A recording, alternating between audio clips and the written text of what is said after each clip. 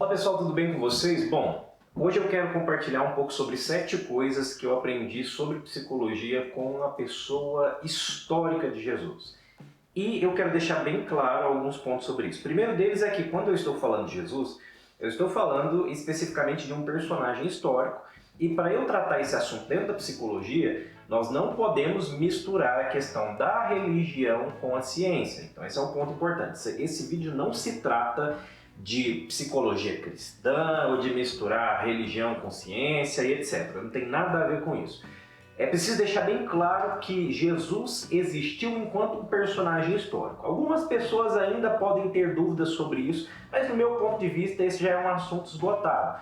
Quem quiser saber um pouco mais sobre a possibilidade da existência de um Jesus histórico, tem um livro muito bacana já lançado na língua portuguesa, acho que desde o ano 2001, que é Em Defesa de Cristo. Fala sobre a investigação de dados históricos sobre a pessoa de Jesus Cristo, sobre a plausibilidade dos registros documentais, dos registros históricos e uma série de outras questões. Então não vou entrar no tema se Jesus existiu ou não existiu, estou partindo já do pressuposto que Jesus existiu enquanto um personagem histórico, e no meu ponto de vista ele é uma pessoa que traz alguns elementos filosóficos muito importantes que podem sim ser aproveitados e entendidos pela psicologia moderna. Quando eu falo isso, eu vou usar como exemplo a Gestalt terapia. A Gestalt terapia, por exemplo, utiliza como uma de suas bases filosóficas o Zen budismo e o taoísmo. Mas olha que interessante, isso não quer dizer que seja uma psicologia zen budista ou uma psicologia taoísta. Quer dizer que em alguns momentos a psicologia pode fazer uso de alguns pontos filosóficos importantes para que ele possa trazer compreensões sobre a humanidade, certo? Se a Gestalt terapia fez isso com o Zen budismo, o taoísmo, também é possível você fazer isso com o espiritismo, com o cristianismo, com o islamismo e qualquer outro ismo aí que você quiser, desde que você faça a separação do que é a filosofia, veja bem, a filosofia da liturgia, ok? Então, se a gente utiliza o pensamento litúrgico, a gente sim vai estar gerando uma série de problemas. Então, não existe psicologia cristã, mas o cristianismo, enquanto sistema de pensamento, pode trazer algumas contribuições interessantes para a psicologia, e eu quero trazer para vocês aqui alguns pontos que eu acho interessantes sobre isso. O primeiro ponto que eu aprendi com Jesus, que me ajudou muito na psicologia, foi o amor ao próprio. Como assim? Em algum momento dos evangelhos você vai ver Jesus falando que é preciso amar a Deus acima de todas as coisas e que o segundo mandamento semelhante a este é amar ao próximo como a ti mesmo. E olha que interessante, muitas vezes os líderes religiosos só lembram do amor a Deus e do amor ao próximo. Mas quando a gente olha com o olhar da psicologia, a gente vai ver que antes de todas essas coisas está o amor a si mesmo, o amor ao próprio. Por quê? Como que a gente vai amar ao próximo, como a gente vai amar uma pessoa próxima da gente, se a gente não tem muito, ou se a gente não tem quase nada, vamos dizer assim, de amor próprio? Isso é muito interessante porque a gente enxerga nos consultórios, nas dinâmicas das vidas das pessoas, muitas dificuldades relacionadas com a autoestima, com a autoimagem, com a autovaloração. Então, o amor próprio é um elemento fundamental para a construção da saúde psicológica. Isso é possível a gente ver cotidianamente nos consultórios. E a mensagem do amor a si mesmo foi algo que foi trazida há mais de 2000 anos por um filósofo que nasceu na Palestina. Vamos tratar Jesus enquanto um grande filósofo nesse sentido, ok?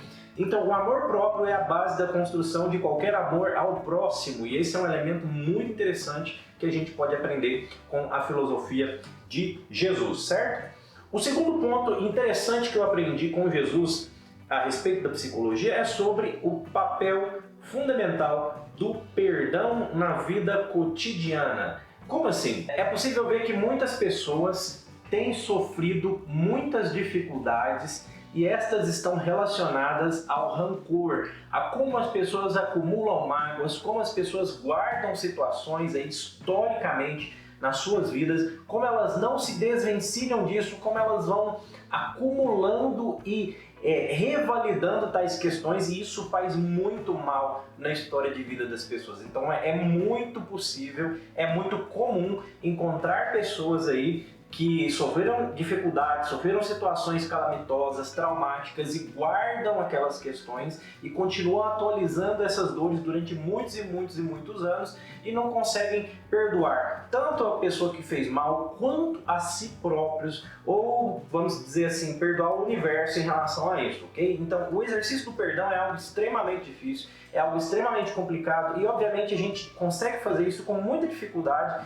E geralmente não é quando a gente está com raiva. Por quê? Porque exige um trabalho reflexivo profundo, exige um trabalho de elaboração tanto afetiva quanto cognitiva para que a gente consiga se desvencilhar dessas mágoas e quando a gente consiga se desvencilhar desses rancores.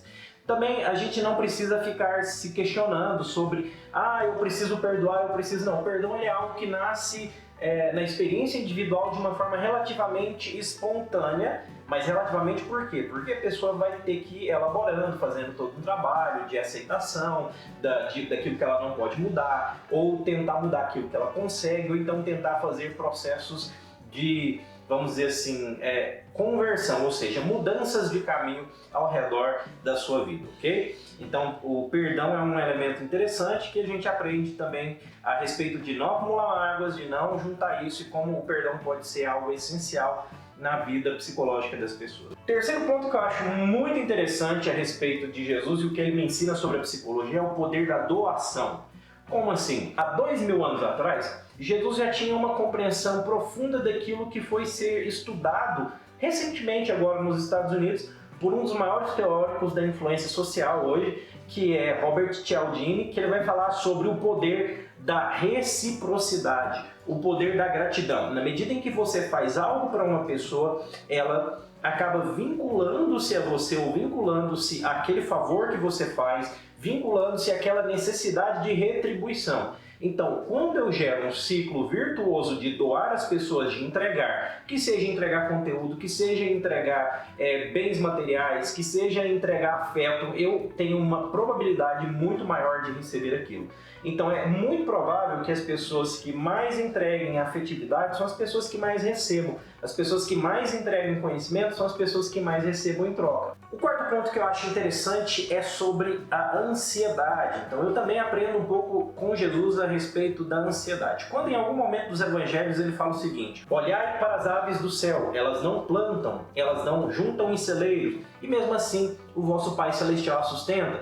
Olhai para os lírios do campo, eu vos digo que nem Salomão em toda a sua glória se vestiu como um deles. Então esse é um versículo muito interessante que ele vai falar sobre desprender um pouco das preocupações cotidianas. Tá? Não quer dizer no sentido de eu não vou me preocupar com absolutamente nada. Não, mas para que a gente não tenha aquela preocupação que nos consuma, aquela preocupação que nos paralise, aquela preocupação que nos faça se preocupar com o amanhã e esquecer de viver o hoje. Então, se eu não produzo o amanhã no meu hoje, eu acabo perdendo todo o meu futuro por ausência de presente. Esse é um ponto extremamente interessante, coisa que eu acho que Jesus ensinou pra gente a lidar um pouquinho melhor com a ansiedade. Vamos lá? E outro ponto interessante que eu aprendi, o quinto ponto, é que bondade e maldade são coexistentes na humanidade, né? Um ponto que eu acho muito bacana e que ajuda a gente a não simplificar muito essa relação ética na nossa cabeça é porque geralmente a gente tem a tendência a pensar: nossa, fulano de tal é uma pessoa boa, ou então ciclano é uma pessoa ruim. E não necessariamente é assim que funciona. Quando Jesus fala assim: mesmo vós que sois maus, sabeis dar bons presentes aos vossos filhos, quanto mais vosso Pai Celestial não saberá vos presentear. Algo nesse sentido, vou colocar o versículo aí para vocês. Mas olha que interessante. Pessoas boas fazem coisas ruins, pessoas ruins fazem coisas boas. Isso no sentido de tentar não simplificar as questões éticas, que bondade e maldade conseguem coexistir nas mesmas pessoas e que nós acabamos chegando num sexto ponto que eu acho interessante, que é de evitar julgamentos desnecessários. Porque muitas vezes nós olhamos para as ações das pessoas e tendemos a fazer julgamentos extremamente rápidos sobre se essas pessoas são boas, se essas pessoas são ruins ou vice-versa. Enfim, o que eu aprendo com isso? Que Todos nós temos os nossos momentos de bondade, todos nós temos os nossos momentos de maldades, vai depender das condições, das questões, das pessoas envolvidas, das situações e etc. Obviamente, alguns vão abusar muito mais do direito de usar as suas sombras, vamos dizer assim, como diria Jung, né? Ou outros vão utilizar muito mais a capacidade de serem pessoas pró-sociais, e isso também é algo muito interessante. Então, o que eu aprendo nesse sexto ponto é que o próprio Jesus nos ensina algo que Freud foi estudar lá por volta de 1900 e alguma coisa, que é o poder da projeção. Então, quando Jesus fala nos evangelhos sobre não julgueis para não ser julgados, porque pela mesma medida que medis sereis medidos, né? Ou então quando ele fala o seguinte, tira a trave do teu olho antes de olhar o cisco do olho do teu irmão. Ele está falando sobre justamente esse poder de projeção, que muitas vezes nós acabamos projetando no outro coisas que existem na gente. Quem disse isso em algum tempo da psicologia foi Freud, seus discípulos psicanalistas entendem bastante sobre esse poder da projeção. Como nós muitas vezes acabamos projetando no outro as nossas mazelas, as nossas dificuldades ou também as nossas questões positivas, certo? Então, o sexto ponto que eu aprendo é que há 2000 anos atrás, muito antes de Freud existir, Jesus já tinha alguma ideia psicológica, algum rudimento de ideia psicológica sobre a noção de projeção, de nós não lançarmos no outro aquilo que é nosso. E o sétimo ponto e mais importante nesse contexto de Jesus e psicologia é que ele vai me ensinar em algum momento a fazer separação entre religião e ciência. Muitos psicólogos acabam caindo na tendência, na dificuldade, vamos dizer assim, besteira, tá? De tentar falar que existe uma psicologia cristã. Não existe uma psicologia cristã, assim como não existe uma psicologia espírita, não existe uma psicologia budista, existe uma psicologia científica. Enquanto cristianismo religioso, e no meu ponto de vista, o cristianismo está para além da religião, porque ele tem um sistema filosófico que pode ser aproveitado pela nossa forma de pensar moderna e etc., mas existe o lado religioso do cristianismo e a psicologia deve sair de fininho, ela não deve se ligar a isso, certo? Então, quando Jesus fala, dai a César aquilo que é de César e dai a Deus aquilo que é de Deus, ele mesmo nos ensina a fazer separação entre as coisas que são relativas à espiritualidade e as coisas que são relativas ao reino psicológico. Então, vamos fazer aí uma separação fundamental. Vamos dar a César o que é de César, ok? Vamos dar a César o que é de César, vamos dar a Jung o que é de Jung, vamos dar a Freud o que é de Freud, vamos dar a Skinner o que é de Skinner, vamos dar a Vygotsky o que é de Vygotsky, e vamos deixar o aspecto religioso para outra situação, para a gente não misturar. Então não caiam nessa de que existe uma psicologia cristã. Não. O cristianismo, enquanto sistema filosófico, pode trazer boas concepções, boas ideias, algumas questões interessantes para a psicologia, sim, mas isso não quer dizer que há uma psicologia cristã. Então, o sétimo ponto que eu aprendo com Jesus é sobre essa separação de a César o que é de César, a Deus o que é de Deus, a ciência o que é da ciência, a religião o que é da religião, ok? Então são 7 coisas que eu aprendi com Jesus a respeito da psicologia, eu queria compartilhar com vocês, espero que vocês tenham gostado, caso vocês concordem ou não concordem, comentem em algum lugar, tá? Compartilha também esse vídeo, é interessante para a gente poder levar luz ao entendimento de pessoas que muitas vezes fazem confusões a respeito do papel de Jesus Cristo enquanto personagem histórico e filosófico e suas contribuições para o pensamento contemporâneo, ok? Então, muito obrigado por participar, por me acompanhar até aqui, um grande abraço e até a próxima!